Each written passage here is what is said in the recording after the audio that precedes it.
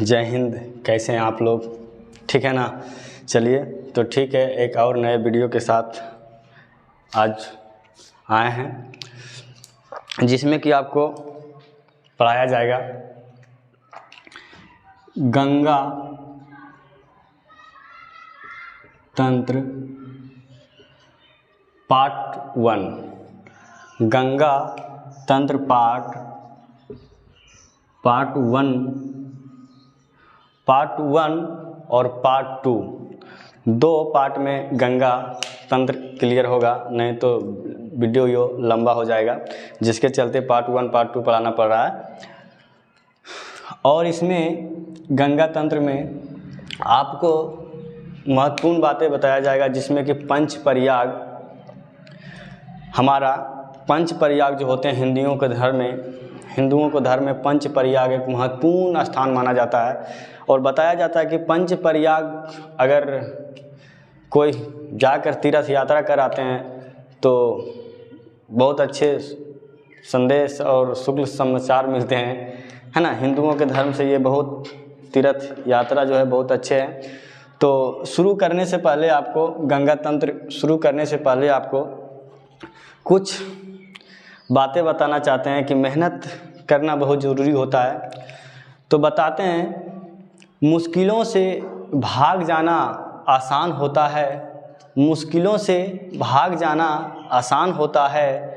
हर पहलू ज़िंदगी का इम्तिहान होता है, हर पहलू ज़िंदगी का इम्तिहान होता है। डरने वाले को मिलता नहीं कुछ ज़िंदगी में, लड़ने वाले के कदमों में जहान होता है, जहान होता है। अगर आप लड़ोगे, अगर आप मेहनत करोगे तभी तुम्हें सफल मिलेगा, अन्यथा नहीं मिलेगा। क्योंकि लड़ने वाला ही आगे बढ़ते हैं और नहीं लड़ने वाले तो वो कायरों की तरह पीछे हो जाते हैं, है ना। तो चलिए आज हम आपको सबसे पहले गंगा तंत्र में सबसे पहले आपको बताना जाना चाहते हैं कि गंगा का कुछ बेसिक जानकारियाँ, जिसके बाद फिगर के जरिए आपको बताया जाएगा गंगा कहाँ से निकलती है ना, गंगा में कितने से नदियाँ मिले हैं। तो चलिए सबसे पहले जानना है गंगा भारत की सबसे बड़ी नदी, गंगा भारत की सबसे बड़ी नदी कहे जाने वाली नदी है।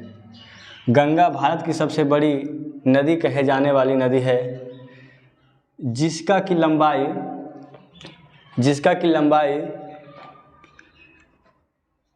गंगा नदी की लंबाई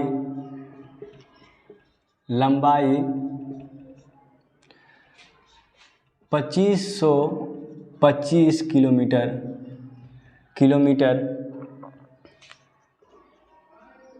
होता है।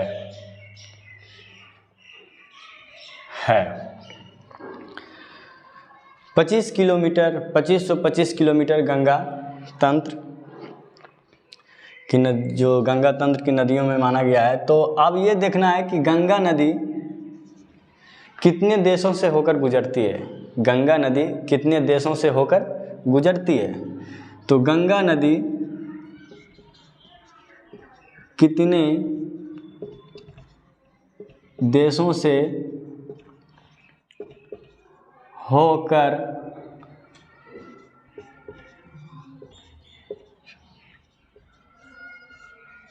गुजरती है। तो गंगा नदी 2 देशों से होकर गुजरती है। कितने देशों से? 2 देशों से। बोलते चलिएगा, कमेंट में लिखते चलिएगा, है ना, तो ज़्यादातर याद रहेंगे। कितने देशों से? 2 देशों से। 2 देशों से। नंबर 1 भारत, नंबर 2 बांग्लादेश, है ना। कौन कौन देश हैं? 2 गो, भारत बांग्लादेश, भारत और बांग्लादेश, ये तो देश थे। लेकिन और क्वेश्चन पूछते हैं कि गंगा नदी भारत के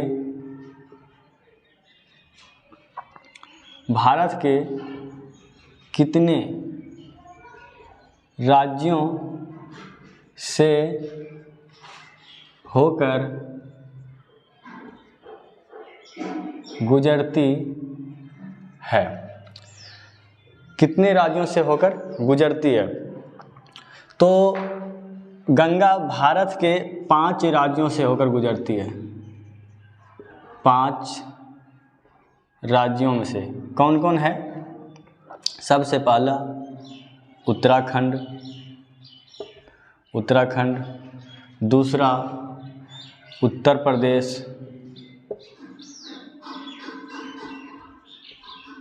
प्रदेश, तीसरा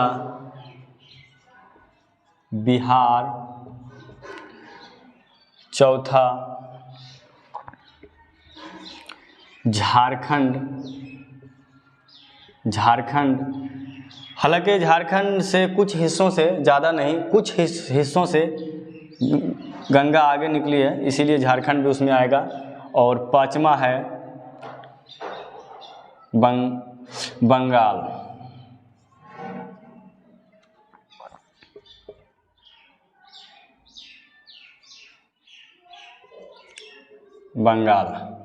ये 5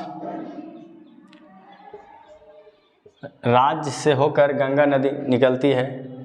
ये आपको याद रखना होगा, इस तरह से क्वेश्चन पूछे जाते हैं, है ना। और आगे देखना है, गंगा नदी स्वतः स्वच्छ माने जाने वाले नदियों में से एक है।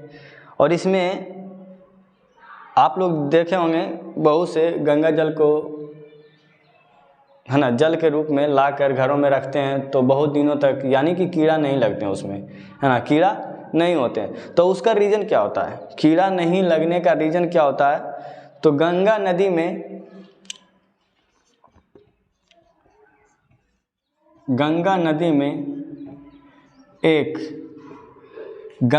में एक कैसा, कौन सा वायरस, एक वायरस होता है जो कीटाणुओं को खा जाते हैं, है ना, कीड़ा मकोड़ा को खा जाते हैं। तो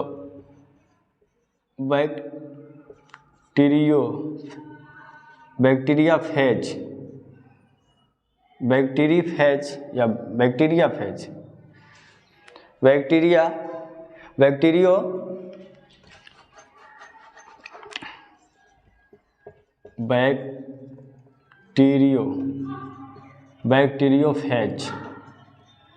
बैक्टीरियोफेज नामक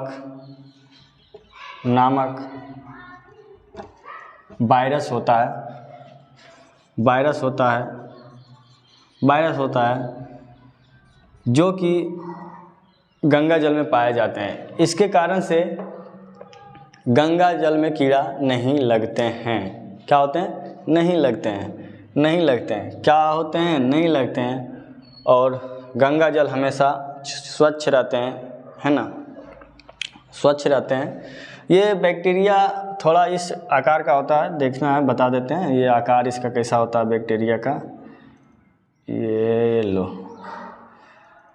बैक्टीरिया का आकार ये कटीला जैसा होता है, इस तरह का कटीला होगा, है ना, लगेगा इसमें कांटा लगा हुआ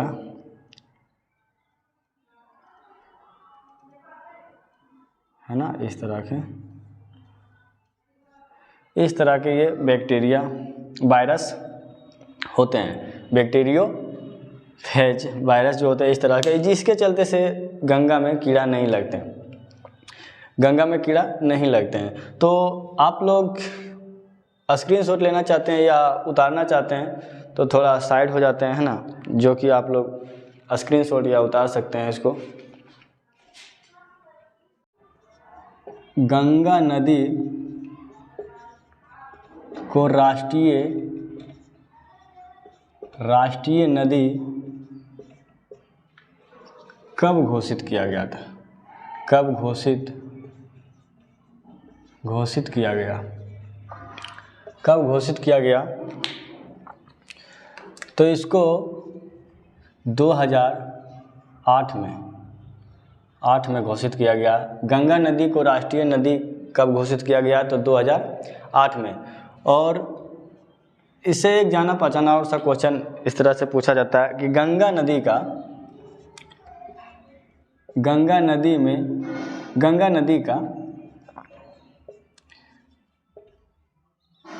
राष्ट्रीय जलीय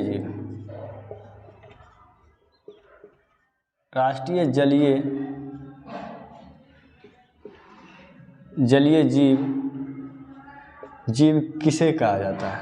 किसे कहते हैं?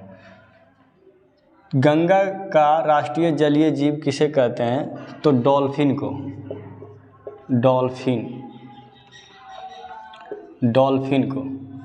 ये डॉल्फिन गंगा राष्ट्रीय जलीय जीव कहा जाता है। इसको भी नोट कर लीजिएगा। तो चलिए हम आपको ले चलते हैं ग्राफ के जरिए गंगा तंत्र के बारे में। गंगा तंत्र ग्राफ के जरिए समझिए फिगर कि गंगा का निर्माण कैसे हुआ। पंचपर्याग, कौन कौन से पंचपर्याग हैं? आज से बाद पंचपर्याग या गंगा तंत्र के बारे में कभी नहीं भूलोगे। तो चलिए सबसे पहले आपको बताना चाहते हैं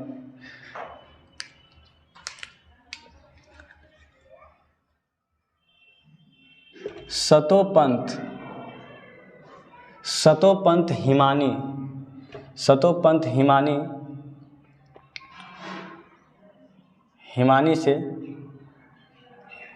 एक नदी निकलती है सतोपंथ से।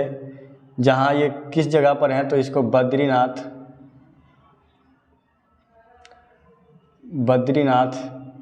इस जगह को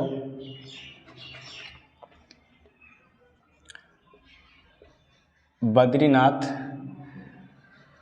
बोला जाता है। यहाँ से एक नदी निकलती है।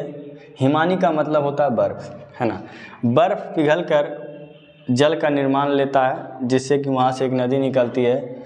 उस नदी का नाम है विष्णु गंगा। यहाँ से निकलती है। इस जगह का नाम है, जिसको कि बोला जाता है इस जगह का कामेत। क्या बोला जाता है? कामेत हिमानी। ये भी उत्तराखंड में है, उत्तराखंड से है। यहाँ से निकलती है कामेत से धौली गंगा। कौन सी गंगा? धौली गंगा। यहाँ से निकलती है धौली गंगा और विष्णु गंगा का जहाँ संगम होता है, जिस जगह पर उसका मिलन होता है, मिलन बोलते हैं, जिस जगह पर उसका मिलन होता है उस जगह को विष्णु प्रयाग के नाम से जाने जाते हैं। विष्णु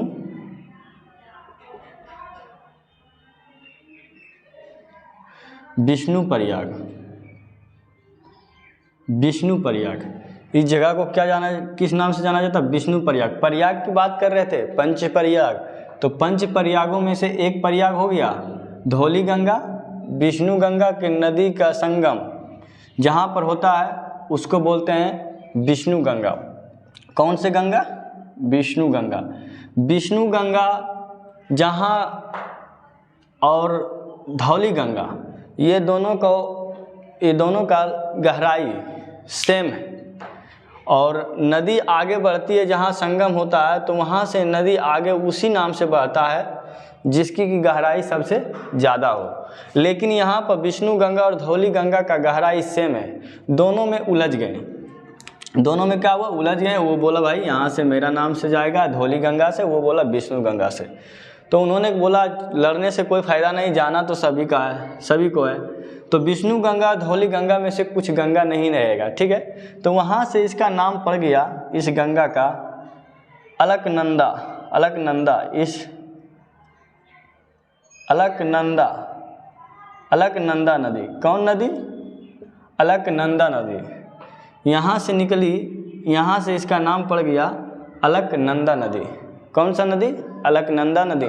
रटते जाइएगा, कमेंट में लिखते जाइएगा, है ना, कमेंट में लिखते जाइएगा।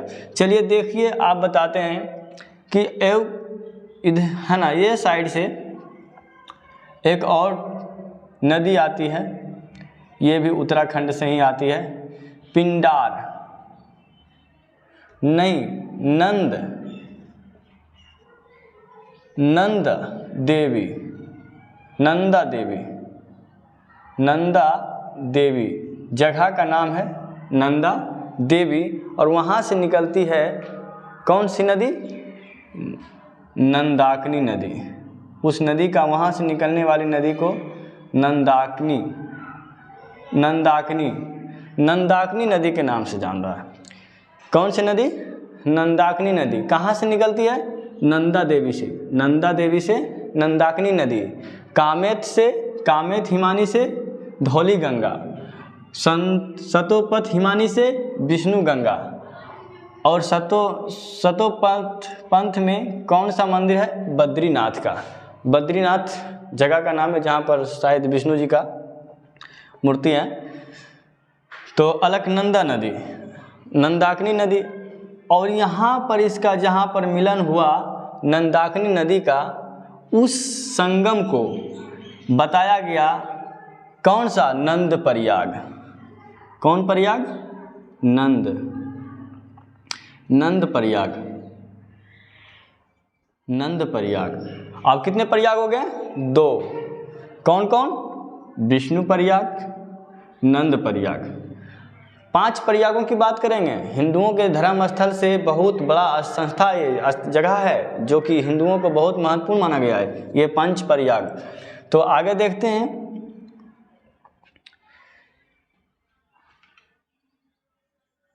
एक और नदी उत्तराखंड से आई है, किस जगह से? पिंडार या पिंडारी, पिंडारी जगह है, वहाँ से एक नदी निकली है और इस नदी का नाम पड़ा पिंडारी, पिंडारी नदी बोल सकते हैं, या फिर इसको बोलते हैं कर्णगंगा, कर्णगंगा, कर्णगंगा भी बोलते हैं और पिंडारी भी बोलते हैं। क्या बोलते हैं? कर्णगंगा और पिंडारी भी बोलते हैं।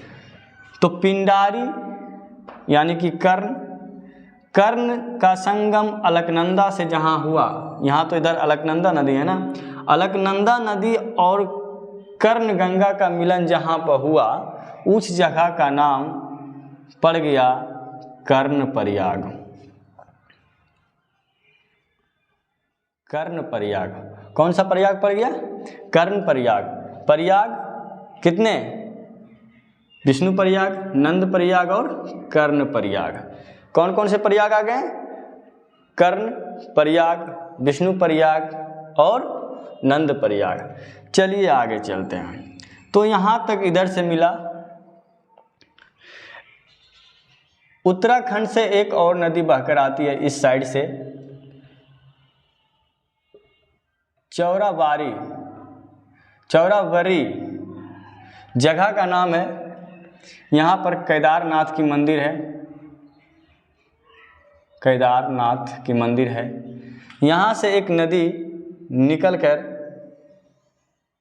अलकनंदा में आके मिल गई। किस में आके मिल गई? अलकनंदा नदी में। अलकनंदा नदी में जहाँ पर मिला, उस जगह को बताया गया रुद्रप्रयाग। क्या बताया गया? रुद्रप्रयाग। इस प्रयाग को क्या बताया गया? रुद्रप्रयाग।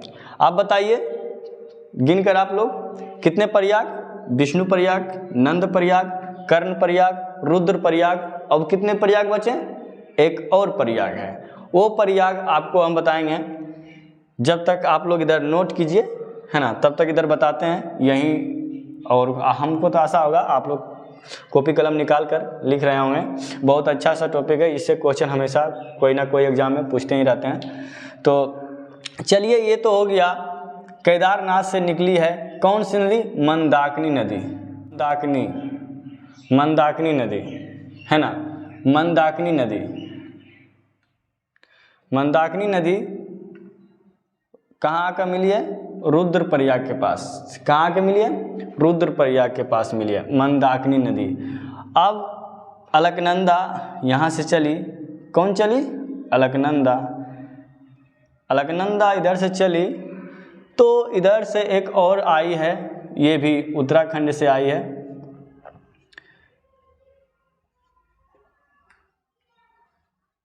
गंगोत्री से।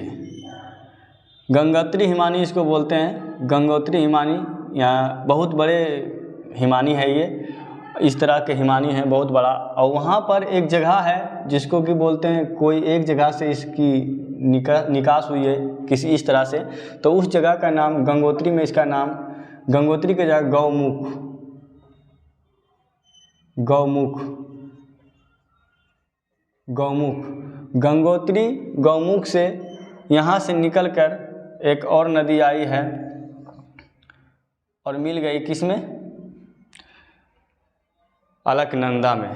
अलकनंदा में आकर मिल गई। अब मिलने के बाद प्रयाग हो गया। कौन प्रयाग?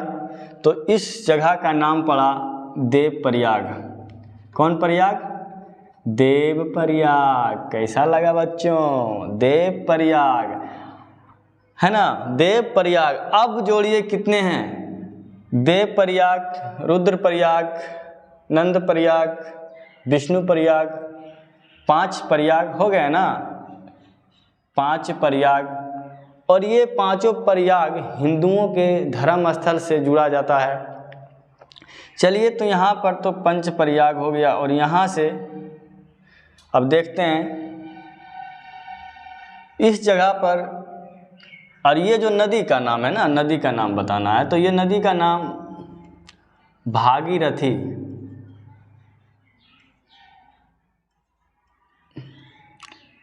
भागीरथी नदी गंगोत्री से, गौमुख से भागीरथी नदी निकली है और देव प्रयाग में आकर मिल गया। यहाँ पर जो संगम हुआ इसका नाम देव, इस जगह का देव प्रयाग रखा गया। और ये इसमें भागीरथी में एक और नदी आकर मिली है जो कि जाना जाता है, वो भी संगम के लिए जाने जाते हैं, खतलिंग है ना। किस जगह का नाम है? खतलिंग। उस जगह का नाम है खतलिंग। ये भी ग्लेशियर से ही निकल के आते हैं, खतलिंग। खतलिंग, खतलिंग। और ये आकर मिल जाती है भागीरथी में। खतलिंग जगह का नाम है हिमानी। खतलिंग हिमानी से आकर मिल जाती है कहाँ पर? भागीरथी में। भागीरथी में आकर मिल जाते हैं। भागीरथी में इस नदी का पहले नाम जान लेते हैं। इस नदी का नाम था भिलंगना। भिलंगना, भिलंगना।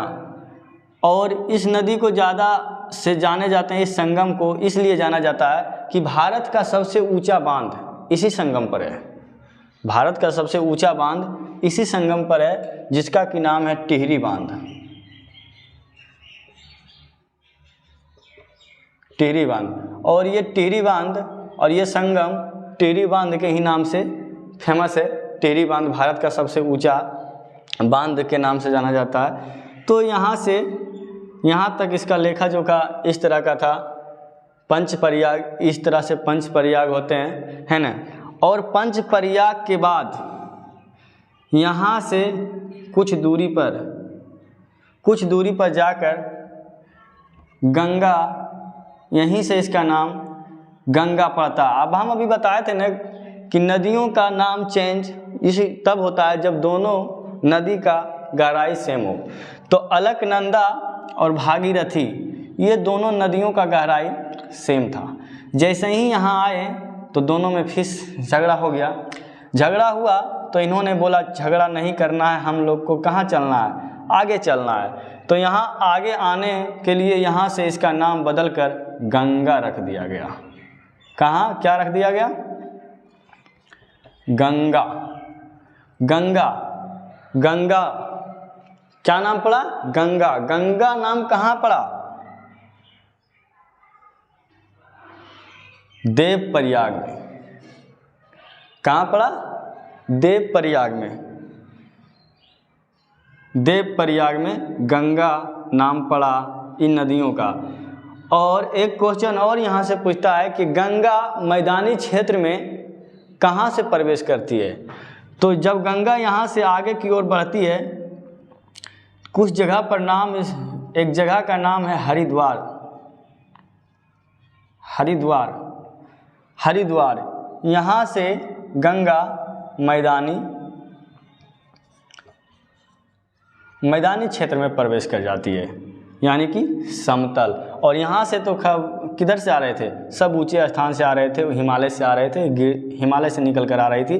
लेकिन क्वेश्चन पूछता है कि गंगा मैदानी क्षेत्र में कहाँ से प्रवेश करती है? तो हरिद्वार में। गंगा नाम कहाँ से पड़ा है? तो देवप्रयाग से। तो आप प्रयागों की बात करते हैं तो कौन कौन प्रयाग हो गया? विष्णु प्रयाग, नंद प्रयाग, कर्ण प्रयाग, रुद्र प्रयाग और देव प्रयाग। ये 5 प्रयाग हैं। पंच प्रयाग, इसको पंच प्रयाग बोला जाता है, पंच प्रयाग। और तो आप लोगों को आई होप ये वीडियो अच्छा लगा होगा। और पार्ट 2 के लिए एक अलग से नए वीडियो लाएंगे। और नए हैं चैनल पर तो सब्सक्राइब कीजिए और लाइक करना ना भूलें और दोस्तों के बीच शेयर कीजिए। जय हिंद, जय दोस्तों, बाय।